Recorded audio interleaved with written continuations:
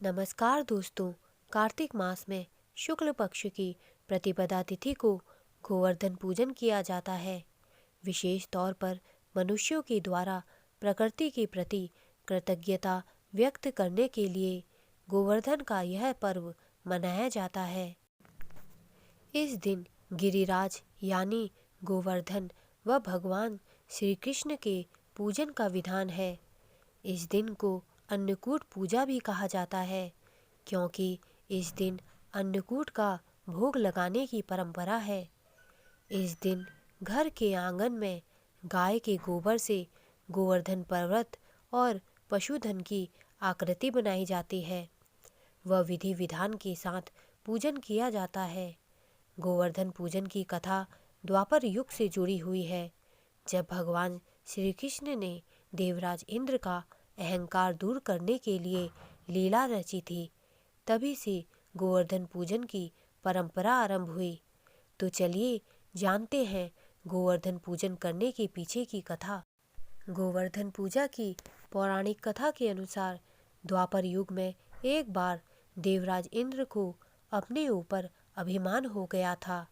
इंद्र का अभिमान चूर करने के लिए भगवान श्री कृष्ण ने एक अद्भुत लीला रची। श्री कृष्ण ने देखा कि एक दिन सभी ब्रजवासी उत्तम पकवान बना रहे थे और किसी पूजा की तैयारी में व्यस्त थे। इसे देखते हुए कृष्ण जी ने माता यशोदा से पूछा कि यह किस बात की तैयारी हो रही है।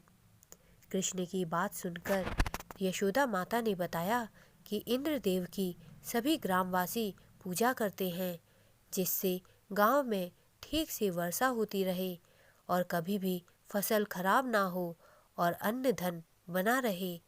उस समय लोग इंद्रदेव को प्रसन्न करने के लिए अन्नकूट चढ़ाते थे। यशोदा मैया ने कृष्ण जी को यह भी बताया कि इंद्रदेव की कृपा से ही अन्न की पैदावार होती है और उनसे गायों का चारा मिलता है। इस बात पर श्री कृष्ण ने कहा कि फिर इंद्रदेव की जगह गोवर्धन पर्वत की पूजा होनी चाहिए, क्योंकि गायों का चारा वहीं से मिलता है। इंद्रदेव तो कभी प्रसन्न नहीं होते हैं और ना ही दर्शन देते हैं। इस बात पर ब्रज के लोग इंद्रदेव की जगह गोवर्धन की पूजा करने लगे। यह देखकर इंद्रदेव क्रोधित हुए और उन्होंने मूसलाधार वर्षा शुरू कर दी। इंद्रदेव ने इतनी वर्षा की कि उससे ब्रजवासियों को फसल के साथ काफ़ी नुकसान हुआ। ब्रजवासियों को परेशानी में देखकर श्री कृष्ण ने अपनी कनिष्का उंगली पर पूरा गोवर्धन पर्वत उठा लिया और सभी ब्रजवासियों को अपने गाय और बछड़े समेत पर्वत के नीचे शरण लेने के लिए कहा। इस बात पर इंद्रदेव कृष्ण की यह लीला देखकर और क्रोधित हो गए और उन्होंने वर्षा की गति को और ज़्यादा तीव्र कर दिया। तब श्री कृष्ण ने सुदर्शन चक्र से कहा कि आप पर्वत के ऊपर विराजमान होकर वर्षा की गति को नियंत्रित करें और शेषनाग से कहा आप मेड़ बनाकर पानी को पर्वत की ओर आने से रोकें। इंद्र लगातार 7 दिन तक वर्षा करते रहे। तब ब्रह्मा जी ने इंद्र से कहा कि श्री कृष्ण भगवान विष्णु के अवतार हैं और उन्हें कृष्ण जी की पूजा करने की सलाह दी। ब्रह्मा जी की बात सुनकर इंद्र ने श्री कृष्ण से क्षमा मांगी और उनकी पूजा करके अन्नकूट का 56 तरह का भोग लगाया।